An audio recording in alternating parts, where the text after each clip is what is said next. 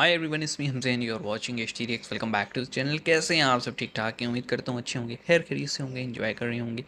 हम देखने वाले हैं जी आज एक वीडियो जिसका टाइटल कुछ ऐसे है कि सुशांत सिन्हा डिस्ट्रॉयड असदुद्दीन अवैसी। ओके, अब मुझे लग रहा है सिन्हा साहब जो हैं ये कोई एंकर हैं और अवैसी जो है वो इंटरव्यू दे रहे होंगे। तो आइए वीडियो का देखते हैं। ओरिजिनल वीडियो तो नहीं मिल सका, ये एक रिएक्शन वीडियो था, तो हम उसमें से ये क्रॉप करके आपके साथ डिस्कस करने वाले हैं। तो शुरू करते हैं। 3 2 1 एंड ओवैसी साहब, जो इन लेकिन तमाम मसाइल को उठा सकेगी। सारी तकलीफ सिर्फ मुसलमानों के बीच नहीं है ना सर। सबको तकलीफ तो होती है हिंदुओं भाई। के बीच भी है, सिखों के हाँ, बीच भी है, बाकियों के बीच भी है, ईसाइयों में भी है। मुल्क में जो आप जो सिर्फ होता है उठाने सारे की बात ही करते हैं सफ़र कर रहे मुसलमानों होते को। हैं। ये पूछ रहा हूं मैं आपसे, आप ऐसा क्यों करते हैं? आप सबकी बात क्यों नहीं करते? भारतीयों की बात क्यों नहीं करते? अब आप बताइए कि अगर मुजफ्फरनगर के राइट्स में 77 केसेस सरकार वापस ले लेती है, कितने मुसलमानों के केसेस वापस लिया बताइए आपने? तो अगर मुसलमानों यही तो पूछ रहे हैं। नहीं, यही तो मुसलमानों हमारी के कोशिश है। केस यही तो वापस नहीं एक्सपोज कर होंगे, रहे हैं। मुसलमानों के केस वापस नहीं होंगे तो आप आकर गैंगस्टर को टिकट देंगे, आप हाँ, गैंगस्टर को पार्टी में शामिल करेंगे और कहेंगे कि चलो हम तुम्हारे साथ खड़े हो गए। मुझे तो ये उन कोई पे बड़ा बराबरी गुस्सा है? आता है जो कि अतीक अहमद को पार्टी में लाने से प्रोटेस्ट में जो मुसलमानों को है ना न्याय मिलेगा क्या? तशद्दुद यूज़ करते हैं।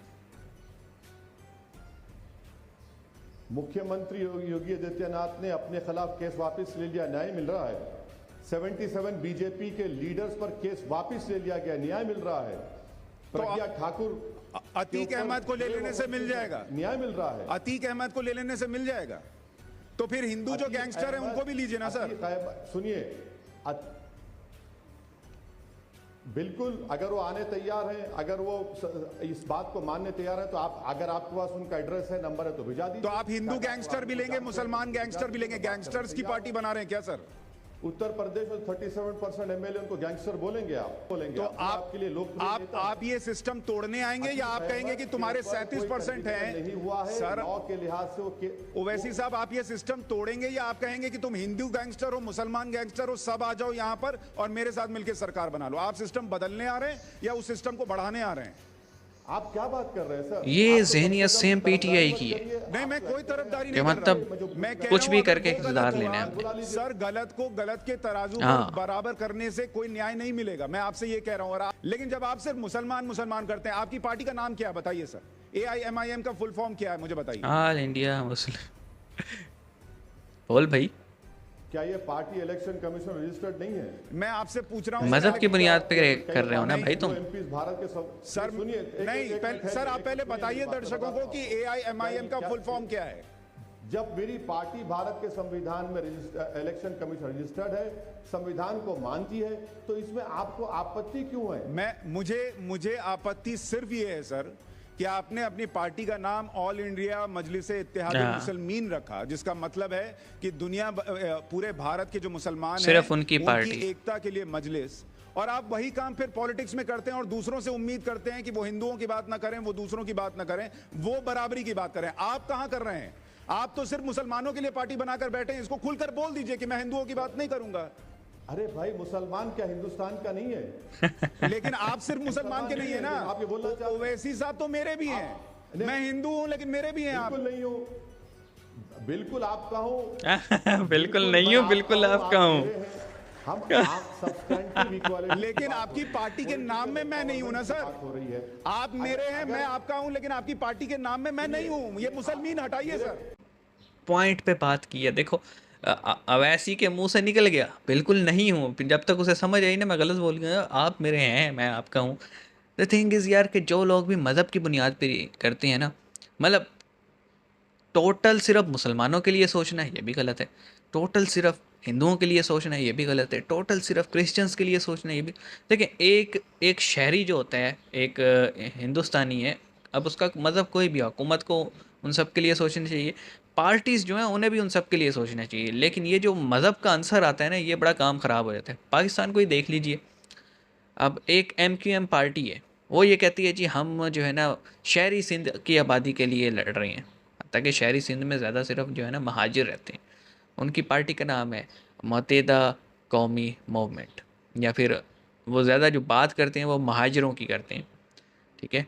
एक MQM और भी है जिसका है मुत्तहिदा नहीं, उसका नाम था महाजिर कौमी मूवमेंट, ठीक है। तो ये स्पेसिफिक महाजरों की पार्टी है। इसी तरह GA सिंध पार्टी सिर्फ सिंधियों के लिए बात करती है और किसी के लिए नहीं। बाप पार्टी, बलोचिस्तान अवामी पार्टी सिर्फ बलोचों के लिए बात करती है। कुछ हैं जो सेंट्रलाइज हैं, जैसे पाकिस्तान पीपल पार्टी सबके लिए बात करती है। पाकिस्तान मुस्लिम लीग नवाज सबके लिए बात करती है। यानी जो सबके लिए बात करती हैं वो मेरे ख्याल में मेन स्ट्रीम पार्टियाँ होनी चाहिए। अब PTI है, वो सबके लिए तो बात करती है, लेकिन उनमें आपको स्पेसिफिकली सिर्फ नज़र आएंगे पश्तून। और हमने जो रीसेंट प्रोटेस्ट हुए उसमें देखा भी है, ज़्यादा जो सबसे बढ़ के आग लगाते फिर रहे थे वो पश्तून्स थे। अब अगर मैं सवाल करूँगा तो मैं क्योंकि पंजाबी हूँ और मैं पश्तूनों पे सवाल कर रहा हूँ तो ये कहा जाएगा जी ये देखो पंजाबी जो है ना ये जो है ना लिसानी बातें कर रहे हैं। भाई बात ये है कि आपने आग लगानी है, पहली बात तो ये कि आग लगाना ही जुर्म है पब्लिक प्रॉपर्टी को, लेकिन अगर इतना ही शौक है लगाने का अपने घर से शुरू करो ना यार। हमारी प्रॉपर्टी क्यों जला रहे हो, या जो जिस प्रॉपर्टी को हम यूज़ करते हैं उसे क्यों जला रहे हो।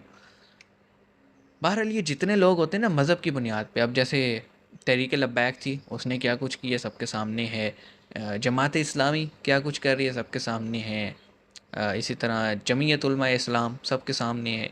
फिर इन्हीं से लोग नाराज़ होकर फैक्शन बनाते हैं जो कि फिर TTP TTA या फिर जो बाकी हैं जैसे जैश मोहम्मद, सिपाही साहबा, अंसारुल इस्लाम, एरारुल इस्लाम और पता नहीं क्या क्या बना रखे हैं। तो ये फिर जब मज़हबी पार्टियाँ बनती हैं तो ये तशद्दुद करती हैं। ये सिर्फ फिर एक स्पेसिफिक एक तबके की बात करती हैं। Same goes for India. India में जो ये AIMIM है, अब इसमें स्पेसिफिकली लिखा हुआ है मजलिस इत्तेहादुल मुस्लिमीन, यानी सिर्फ मुस्लिमीन की पार्टी। तो फिर ये कैसे क्लेम कर सकते हैं हम पूरे इंडिया की पार्टी हैं या हर इंडिया के शख्स की नुमाइंदगी को ज़ाहिर करते हैं। अब ऐसे साहब का अपना ही नैरेटिव ख़राब है। एंकर ने बड़े सिस्टमेटिकली उन्हें जो है ना घुमा के फंसा लिया कि भाई तुम्हारी पार्टी को मुझे तो रिप्रेजेंट नहीं करती।